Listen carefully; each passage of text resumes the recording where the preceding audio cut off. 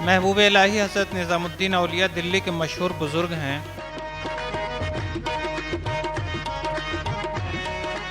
آپ کا آستانہ دنیا کے کونے کونے سے آنے والوں کے لیے مرکز عقیدت ہے۔ آپ کی ولادت یوپی کے قدیم شہر بدایوں میں ہوئی۔ بعض روایتوں کے مطابق یہ واقعہ 636 ہجری کا ہے۔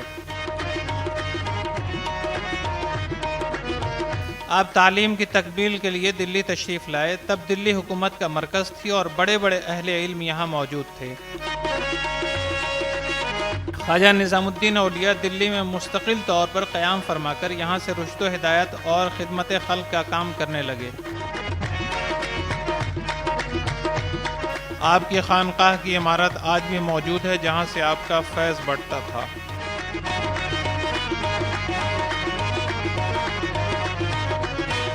یہ خانقاہ جمنا ندی کے کنارے ہوا کرتی تھی، مگر اب ندی یہاں سے کافی دور چلی گئی ہے۔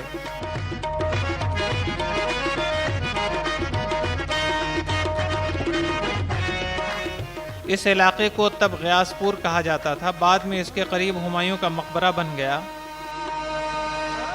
سلطان المشائخ حضرت نظام الدین اولیاء نے اپنی خانقاہ سے عوام کی خدمت کی،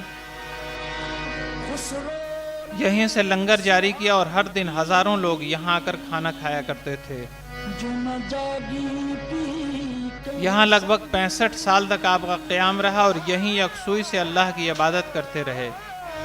درگاہ کے بارے میں تو عام زائرین جانتے ہیں، مگر خانقاہ کے متعلق بہت کم لوگوں کو علم ہے۔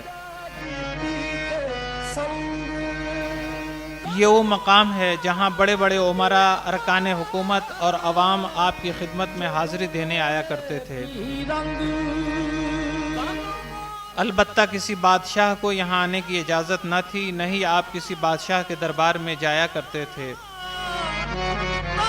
محبوب الہی حضرت نظام الدین اولیاء رحمۃ اللہ علیہ کا لنگر یہیں سے چلتا تھا اور اس میں کوئی بھی شخص آ سکتا تھا۔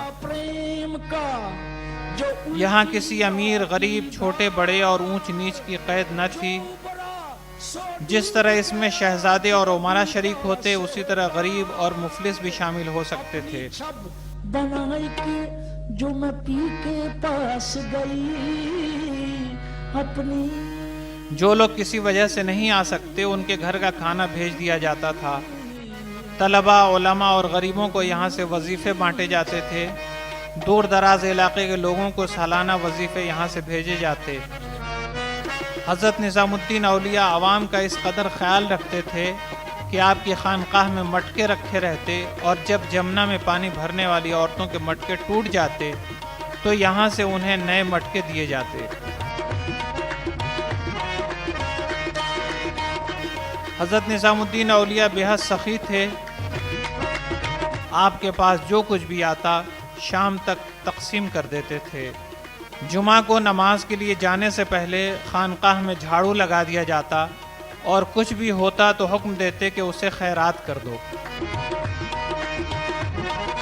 خانقاہ میں آپ کے مرشد حضرت بابا فرید الدین گنج شکر کے عرس کے موقع پر بڑی تقریب ہوتی تھی اور عوام کا ہجوم ہوتا تھا۔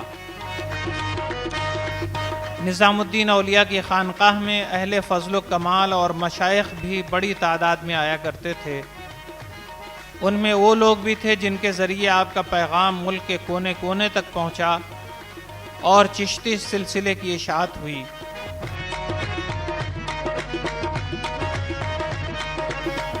آپ کے خلفاء کی اسی خانقاہ میں تربیت ہوئی، جن کے فیض کے چشمے پورے ملک میں جاری ہوئے۔ حضرت نظام الدین اولیاء رحمۃ اللہ علیہ نے فرمایا، ہمت بلند رکھنی چاہیے، دنیا اور اس کی گندگی میں پھنسنا نہیں چاہیے، لالچ اور شہوت چھوڑ دینی چاہیے۔ صدقہ کے بارے میں آپ نے فرمایا کہ جو کچھ بھی دے وہ پاک اور حلال کمائی سے ہو، اور کسی نیک آدمی کو دے جو اسے برے کام میں خرچ نہ کرے۔ دان اور صدقے کے وقت آدمی کے اندر گھمنڈ نہ ہو، بلکہ انکساری ہو، چہرے پر مسکراہٹ ہو۔ جو کچھ دے پوشیدہ طور پر دے اور پھر اسے بھول جائے۔